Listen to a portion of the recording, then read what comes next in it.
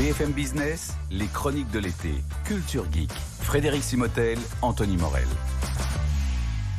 Salut Anthony. Salut Fred. Alors aujourd'hui on va parler des sports aquatiques dans cette chronique de l'été. Ça va cartonner sur les plages cet été et notamment ce mini scooter sous-marin. Ouais, alors c'est un appareil assez étonnant qui permet de transformer n'importe quel nageur du dimanche en super-héros au niveau Aquaman, on va le dire comme ça. Donc c'est un appareil qui ressemble, comment le décrire ? À une petite torpille ou un gros suppositoire, c'est au choix. Il y a une hélice à l'arrière, tu as deux poignées sur les côtés, donc tu te saisis des poignées, tu tends les bras vers l'avant comme Superman, tu appuies sur le bouton, hop, l'hélice se met en marche et là tu es propulsé à grande vitesse sous l'eau. Alors quand je dis à grande vitesse, 8 km/h, ce qui sous l'eau est pas mal, c'est la vitesse d'un nageur olympique, donc ça fonctionne pas mal. Et puis après tu peux y ajouter une petite GoPro par exemple pour filmer tes exploits aquatiques. C'est ce qu'on voit à l'écran, on peut même mettre 3 torpilles là. Tu peux les coupler en fait, les modules. Là t'en as un, c'est bien pour un enfant.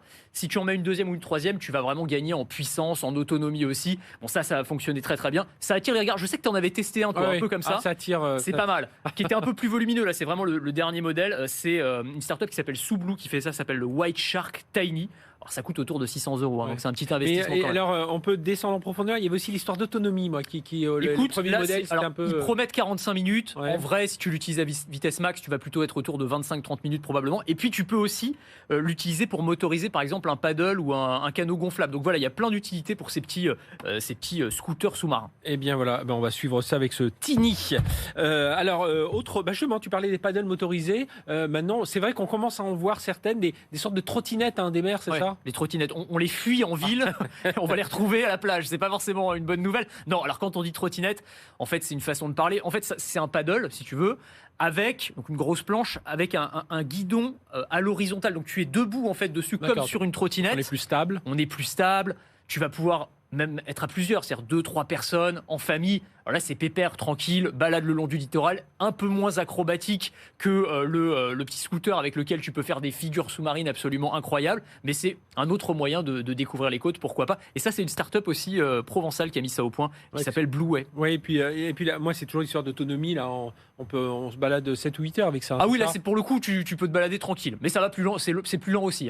Non, écoute, en tout cas, c'est pas trop mal. Et alors, si on veut des sensations un peu plus fortes, parce que là, on était là à 8 km/h, petite balade pépère, on veut que ça pulse un peu. Un petit jet ski volant, par exemple. Bah oui. Tranquillement. En plus, conçu par Frankie Zapata himself, qu'on connaît bien. C'est bien, Frankie Zapata, c'est par exemple le skateboard volant qu'il a mis au point. Absolument incroyable. Et allez voir sur YouTube, son gros gadin aussi. Il s'est pris une gamelle impressionnante, effectivement.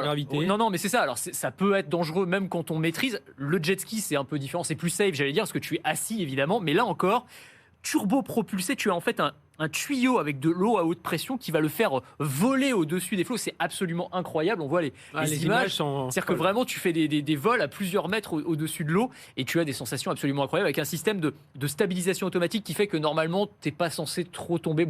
Faut pas faire n'importe quoi non plus. Voilà, donc ça fait partie encore une fois de ces nouveaux sports nautiques qu'on va voir arriver dans les mois et les années qui viennent. De quoi s'amuser sur les plages. Merci Anthony, puis à très bientôt pour une nouvelle chronique geek de l'été. BFM Business, les chroniques de l'été.